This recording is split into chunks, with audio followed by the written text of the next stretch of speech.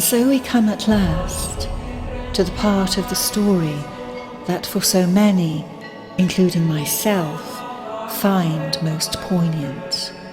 For here we must say a final farewell to dear Virgil, who will faithfully deliver his charge to Beatrice at the gate of the earthly paradise soon to come.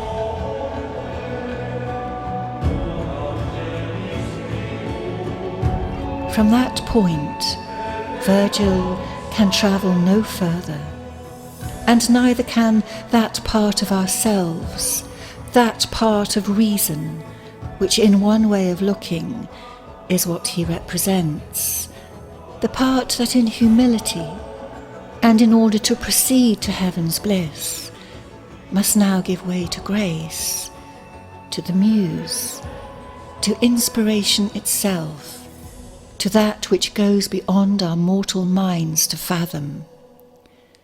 But first, the poets must pass through the fires of purification that rise up before them as they arrive on the seventh terrace, where the souls of the lustful are purged. Dante, Virgil, and Statius had been deeply engrossed in conversation as they climbed the stairs to this last terrace. But their attention is now seized by the great sheets of flame that greet them as they arrive, blasting forth from the near side of the mountain ledge, leaving perilously little space to pass without risking a terrible fall. In single file we had to go, Dante explains, where space allowed, and I was sore afraid, on this side fire, on that the depths below.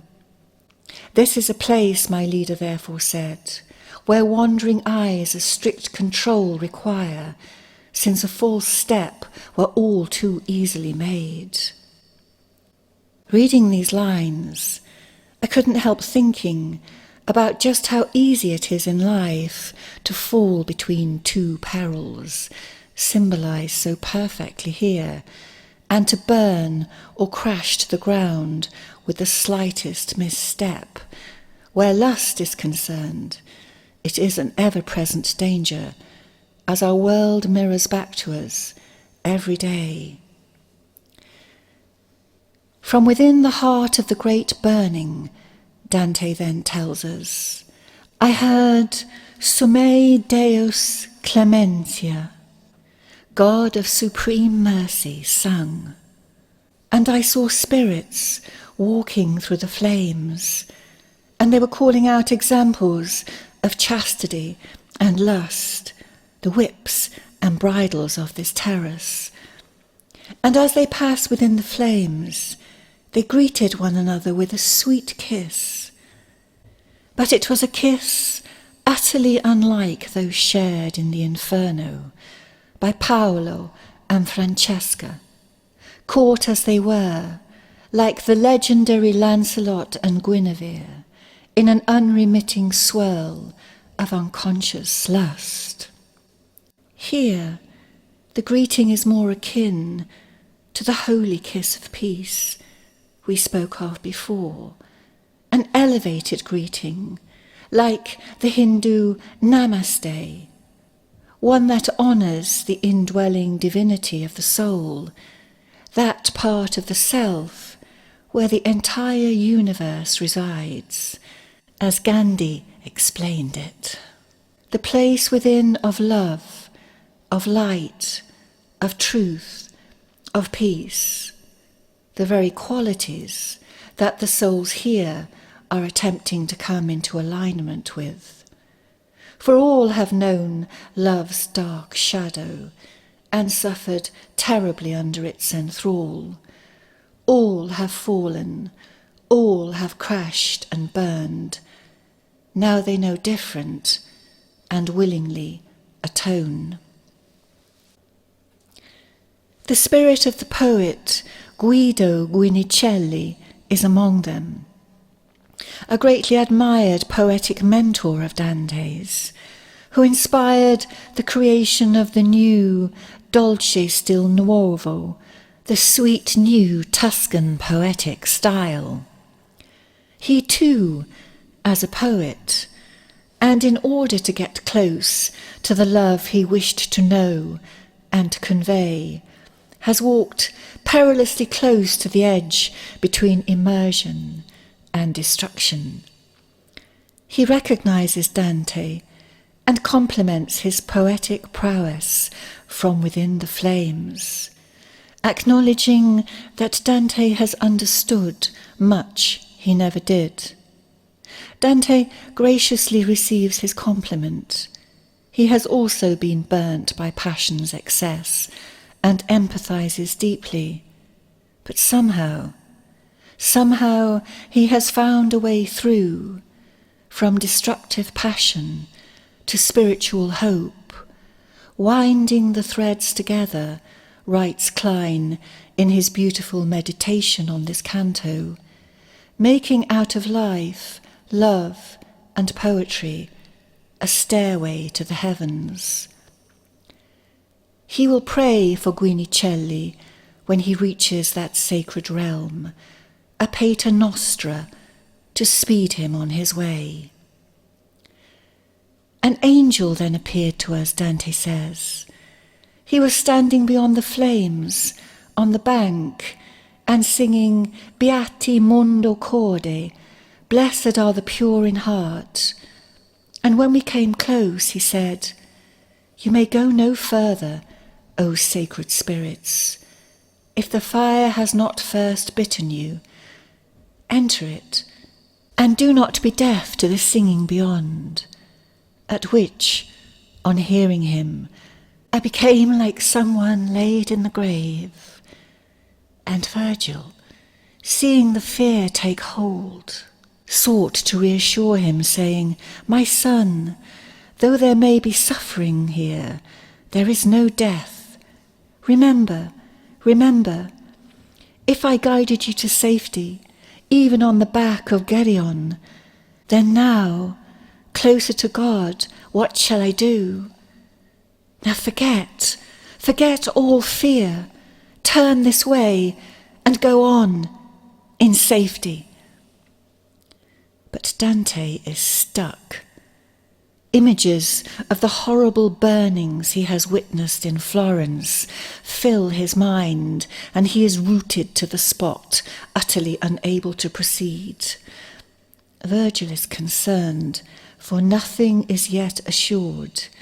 Even now, even after everything he has been through, he can still be thrown back, as can we all, if we falter at the final hurdle. So to give him courage, as he had done at the very start, way back in the dark wastes of Canto 2, Inferno, when Dante was similarly reluctant to go forward, he reminds him that Beatrice, his beloved, awaits him on the other side. "Now, see, my son," he says, "this wall lies between you and Beatrice." And saying so, Virgil walked directly into the fire, begging Dante to follow, which thankfully he did, and Statius came behind. And whilst they were within, Virgil comforted Dante all the while with the promise of Beatrice, saying, "I seem already to see her eyes." And beyond, they heard a sweet voice singing, "Venite benedicti patris mai, come ye blessed of my Father." And we came out, and a new light shone, so bright, says Dante, it overcame me, and I could not look at it. "The sun is sinking," the angel then said, "and the evening comes. Do not stay, but quicken your steps, while the west is not yet dark." It is the most extraordinary scene. Dante's final purging by fire on the mountain, coming face to face, as he had done on the terrace of the prideful, with his own great weakness, his own entrapment within passion's allure. It is not the last we will hear of Dante's lapses from the sacred way, for Beatrice will question him further, as we shall soon see. But for now, his ordeal is over, and together with his faithful friends, he can settle down to rest and to sleep. Well, the night passes peacefully and without comment. But just before dawn, when Venus, who always seems burning with the fire of love, Dante writes, first shone from the east toward the mountain, he dreams his third purgatorial dream. Like the previous two, it comes at a moment of transition. The first came just before the great gateway to the Purgatorio proper.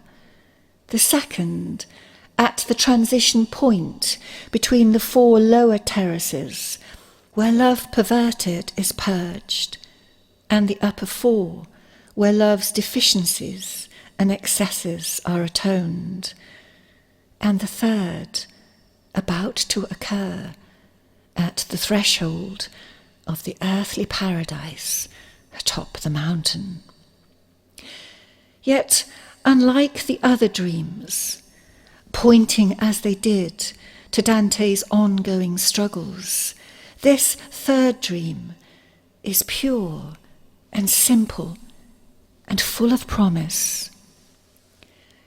A lady appeared to me, Dante explains, young and beautiful, and going along a plain, gathering flowers, and she said, singing, "Whoever asks my name, know that I am Leia." She tells him she likes to pick flowers and to make garlands, but her sister Rachel prefers to be still and to gaze into her looking-glass. Rachel never moves from her mirror, the lady then adds, and sits there all day long. Action satisfies me, her contemplation. Now Leah and Rachel, both characters from the Old Testament, are the very opposites of the siren who appeared in Dante's second dream and sought to lure him from his path. The maidens here, each in their own unique ways, are symbols of the path fulfilled. They represent both the active and the contemplative way, like the New Testament characters of Martha and Mary in the Gospel of Luke. Do you remember the story of how Martha prepares all the food for Jesus, whilst Mary just sits at his feet, drinking in his presence? The same dynamic is constellated here, and as in the Bible, the way of contemplation is deemed to be greater. And here too, it will be Leia who sits at the feet of Beatrice in the white rose of heaven when the story ends. Yet, to see it in just this way belies the deeper mystery of Christ's teaching, for in truth, it's not just about the value of service in relation to contemplation, but about the focus of one's consciousness whilst engaged in either. And had Martha not fallen into resentment, the tale could have been quite different. In Dante's dream, when Rachel gathers flowers and weaves them into garlands, she does so with a clear mind, focused, as is her sister's, solely upon heaven's light. Just as when Leia gazes into her mirror, she is not, as we might first imagine, engaged in some kind of narcissistic preoccupation, but she is rather gazing upon the self with a capital S. It is a term adopted by Jung to convey the notion of a centre that embrace both the conscious and unconscious mind. All paths led here, he wrote, speaking of his own inner journey, to this midpoint, to this centre of being, a state with 1,000 names, as Helen Luke describes it, the Atman in India, Christ in Christianity, the stone in alchemy, the child, the flower, the circle, the Tao in China. It is a consciousness that reflects the true goal of the purgatorial mountain, the great quest to finally come upon oneself aright, as it were, where inner and outer are one, cleansed, as Luke writes, of all personal vanity. When Dante wakes, he will discover he has come to the very gates of heaven, the earthly paradise from which humankind tumbled to earth. Now he has returned, as will we all one day. Beatrice awaits him, but first we must hear Virgil's last words, for very soon the friends must part. After rising, the poets climb the final steps to the earthly paradise. The final letter P has vanished from Dante's forehead, and the light of the garden shines down upon them. But on the topmost step, just before they enter in, Virgil pauses and fixes Dante in his gaze. "Son," he begins, "you have seen the temporal and the eternal fire, and have reached a place where I by myself can see no further. Here I have led you, by skill and art. Now take your delight for guide. You are free of the steep path and the narrow. Await no further sign from me. Your will is free, erect, and whole. Therefore I crown and mighty you, Lord of yourself." When the stain of sin is purged and love set in order, writes Dorothy Sayers, commenting upon these passages, the wisdom and skill of human reason are no longer needed for right conduct, because love is then the fulfilling of the law. He employed such words to me, Dante remembers, and there were never gifts equaling these in sweetness. And as he spoke, such deep longing overcame me, and I felt my wings growing for the flight at every step. Virgil is, of course, the archetypal guide, the one we would all wish for to bring us safely home if ever we were lost. And like all wise guides, he knows very well when to step back. He knows precisely when the moment has arrived, and with great grace lets go and speeds us on our way. This is the greatness and glory of the teacher and the master, writes Klein in his meditation on these scenes, to point the way to a promised land that he himself may not reach. Some say that Virgil has undergone his own purgation on the mountain, that he will not be returned to limbo, as many insist. But Dante the poet leaves the whole question open.